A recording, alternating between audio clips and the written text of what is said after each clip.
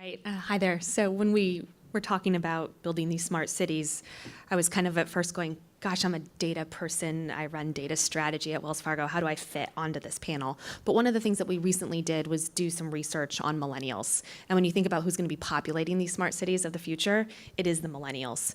And so I think that there's some interesting data here that I'd like to share with you just about millennials in general, then about kind of what's driving their financial decision making and what's really driving their happiness. And I think tying to this is a real focus on ESG investing, so connecting your values as an individual to where you spend your money, kind of just a wide array of a few, I think, data points that might be interesting to everyone in this room.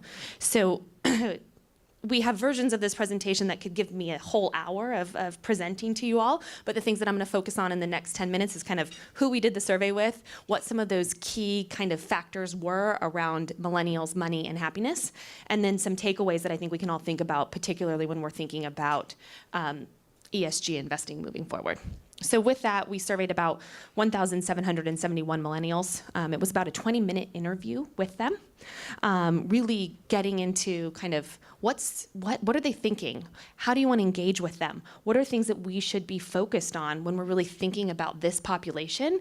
And particularly, obviously, as Wells Fargo Asset Management, how they think about money and investing. But there's some takeaways from this that I think are interesting. So we also look at women versus men throughout this research, and there's some definite gender differences in the millennial population as to how they're thinking about both happiness and money.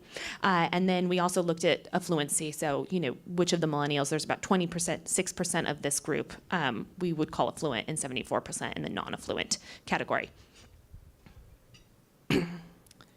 So with that, one of the things we wanted to get at as we were thinking about engagement, as we were really looking at this research, what was the big aha, is that there were some very different things that drive happiness with millennials, right? So 62% describe themselves as very happy.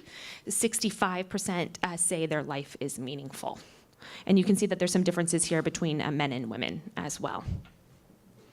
But then what does that mean? What's really driving this happiness? And so love was the first word that they use most to associate with happiness. Second thing was doing good. So doing good for themselves, for their families, for their communities. The next thing was 10%. Only 10% associated money with happiness. So can money really buy happiness? In this new generation, that's something that we'll get a little bit into in this research. 4% said their work drove their happiness, and 1% said power drove their happiness. But what they did say is that when they were asked to identify activities that they actively engaged in to make themselves happier, it was being with family and friends. And so I think, too, when you're thinking about these cities of the future, right, I think one of the big things that we're starting to see is these kind of community centers. When you think about the new hotels, I stayed in a loft recently, which I think was built for the millennial generation, right? There's all of these like group hangout areas within the hotel that, I think is a little bit different. And they're all technology-based rooms. But 72% says time with family really drove their happiness, 61% time with friends, and then 59% helping others. And so when we kind of got into the money factor, what we realized is that there is this big worry box, right? What are the things that they were stressed about that were causing them anxiety when they thought about money? And the worry box is, I have a significant amount of debt, and we all know this generation is walking away with some of the biggest college debt out there. I can't afford to pay for my health care. Or I really rely regularly on others for actual financial support, so their family, their spouse, or their friends. And then although millennials are happy, 69% say they want to get over their anxiety about money. So they were the first to watch the Great Recession, to see this happen to their families, and to understand the impact of that from a financial perspective. And only 1 in 3 millennials say that they're satisfied with their financial life.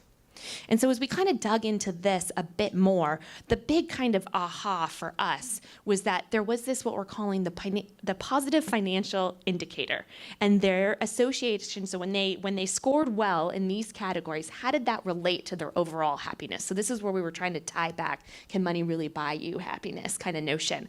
And when folks said the positive financial indicator needed to have them say, I pay my monthly expenses. I save for future needs. I am currently saving for retirement. I set and achieve my financial goals, and I really feel in control of my financial life. And so when we looked at this audience and they said yes to all of these 5 factors, we noticed that there was a clear association between that and their happiness. And with that, men and women also had a very big distinguishing factor there. Also, those that were obviously full-time employed had 85% had more of all 5 of the PFI questions. Which isn't surprising.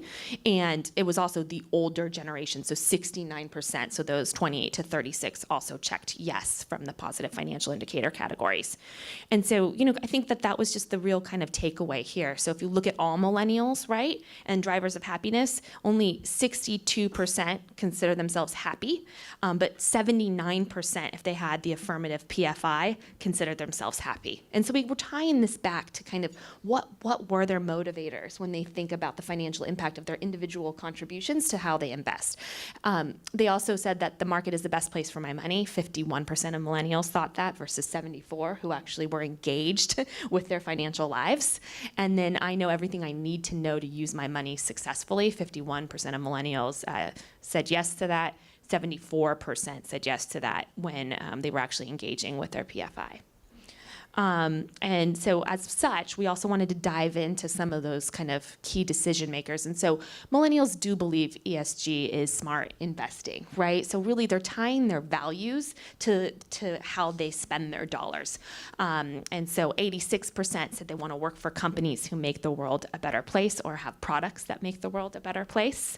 80% that they want to combine their social impact with their overall corporate goals of their companies. 66% said they want to ensure that they're not investing in companies that they don't align with from a values or moral perspective.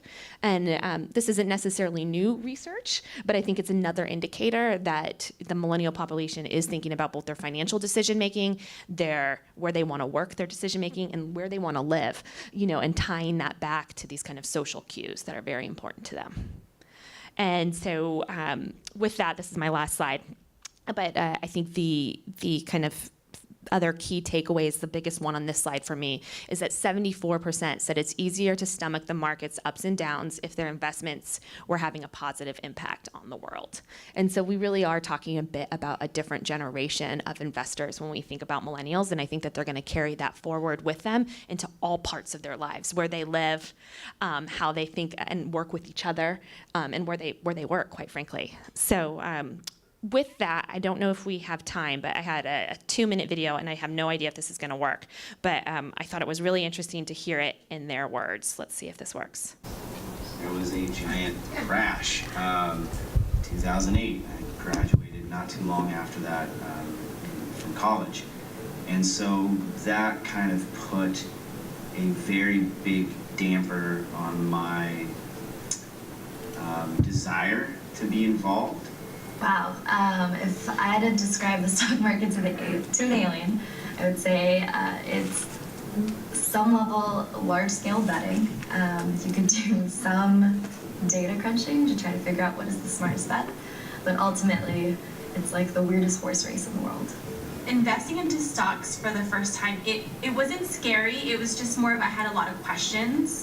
Thinking about investing, because not only is it risky, but there's a lot that, we don't understand. Definitely trying to make the most of my 401k and max out contribution, and also have some stocks that have been awarded by my company, but I'm not really sure, what's the best way to diversify, what other ways can you invest, and how can you make sure your money is doing the most for you is not something that I'm keenly aware of. I'm very, emotionally and compassionate about, social issues and things like that, so investing in social good would definitely be something I'm interested in, and it seemed right up my alley, and I would love to know more about that. I feel like, investment choices and brands or companies that you consume really kind of now reflect, yourself. And so a lot of people I'm seeing, in the kind of,